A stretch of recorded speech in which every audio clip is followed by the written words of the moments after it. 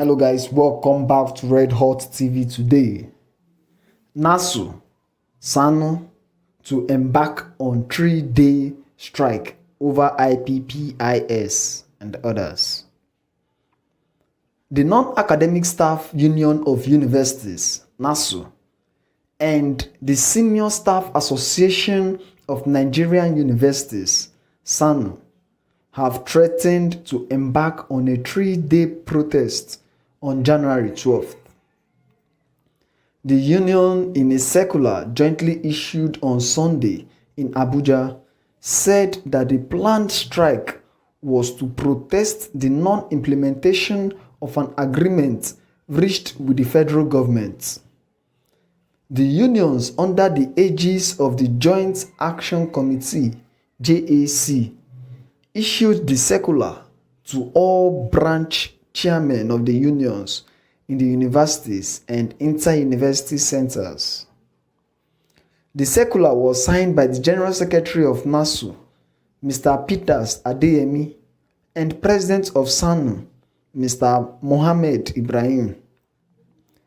Adeyemi said that a JAC meeting was held on January 8th, where the Memorandum of Understanding reached and signed with the federal government on October 20, 2020 was reviewed. He listed the agitations of the unions to include inconsistencies in the Integrated Payroll Personal Information System (IPPIS) payments and non-payment of earned allowances (EA) and non-payment of arrears of minimum wage. Those are the agitations of the JAC. He also fingered the delay in the renegotiation of federal government's NASU and SANU negotiation of 2009 as part of the agitations. According to him, other demands are the non-payment of retirement benefits of outgone members, teaching staff, usurping headships of non-teaching units in clear violation of conditions of service and establishment procedures. Adeyemi also decried the neglect and poor funding of state universities and the non-constitution of visitation panels for universities. He added that in view of this development, the JAC therefore directed that a general meeting of its committees in all branches of universities and inter-university centers be mandatorily held on January 11th. The meeting is to sensitize members on the issues as contained in the MOU. That a 3-day protest should hold from Tuesday, January 12th to Thursday, January 14th at each branch from 8 a.m. to 4 p.m. each day, he said. According to him, states, zonal, and national officers of JAC shall monitor the 3-day protest to ensure strict compliance by branches.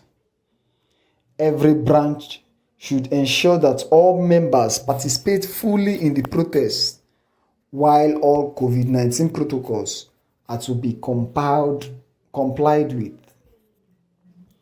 As the branch protests mark the beginning of a series of industrial actions to be undertaken by JAC, we are to await further directives immediately after the 3-day protest, he said. He added that every branch must comply and strictly adhere to the directives. Wow. What is Nigeria turning into? And Nigerians have reacted to this. Jeff Izzy wrote, "This is the never-ending cat and mouse relationship between the government and the academic sector. The children of the common man will be the recipients of this negativity. These days, we may start having undergraduates seeking leave of absence to go get married or bear offspring." It's a cold world out here for the average government educational institutions. Lema Sabah wrote, they cannot sustain this any longer. School comprises of both the teacher and students, and as long as ASU is not on strike, I have no problem. He was saying that in his pharmacy, in his faculty, that they access the labs and library without the staff. Okay. Somu's Designs wrote, to avoid this constant strike, government must introduce government policy on price control. Farmers and traders can't wake up one day to start selling Nigerian made rice at 30. Okay. And Nigerians have continued to react. Ironheart wrote, interesting. This is the reason you don't negotiate with terrorists, bandits, kidnappers, thieves, because they will hold you to ransom as well. After ASU held government hostage for long, now this, we need a government with balls to sack all these lecturers and employ new staff. Kogi did it, and the state's university did not fold up. That's a very crazy suggestion by Ironheart. The government is supposed to listen to the demands of the people. Brexit wrote, our government should be bold to proscribe all the unions on campus. They are the reasons for these distractions on our educational system. And but by my right wrote, this country don't cast finish, I swear. One mode wrote, he was talking to somebody who was talking about they cannot sustain it longer. Yeah, the one I read earlier, he said, you are within the four walls of the university, yet you still be empty konko. Just imagine what we are selling to the people, that without Ssanu and Nasu, the university will still function effectively. You forgot to realize that the university is made up of academic and non-academic staff. And these two bodies must function effectively for you to be called a graduate. You see why they say that we have so many graduates that are illiterate and uneducated? Hi, sorry, you happen to be in that category. Edusos wrote, federal government should scrap all these nonsense university bodies with names without any positive contribution to the well-being of education, only looking for opportunity to get incentives from federal governments. As we don't finish now, they don't come with their own wahala. Please sack anyone that is tired of work. Many unemployed graduates are looking for a job. Which kind of nonsense is this? Nigerians don't tire person. Okay. Another person wrote, these people are taking things too far. They have abused the essence of strike actions. If you don't like the job, then get out and open a business. Gallant Joe wrote, let the government privatize all state and federal universities to private sectors. If not, education will be illusion in this country.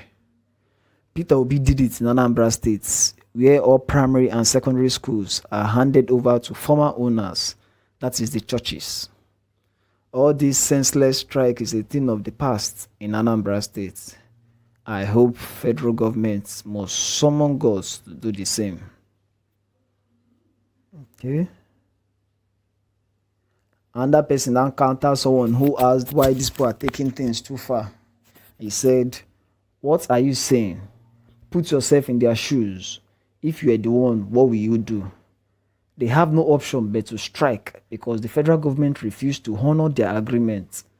Most time we talk and criticize others as if they are machines that don't have blood flowing in their veins and don't have emotions. This very case we are having here is to be blamed on federal government. The money budgeted for insurgency should be channeled into the educational sector, because with all the money spent on insurgency, there is nothing to write about it. With the right amount invested in education and science research, you will see the country grow. Most of those Boko Haram and herdsmen, new recruits, are not educated. If they were to be, they won't wake up one morning to start suicide bombing because of 100K. They will know the value of their life's existence. Okay, so that's why we'll call it a wrap today. So guys, if you have anything to say concerning this, drop your comments in the comment section, and don't forget to subscribe to this channel. Thank you very much.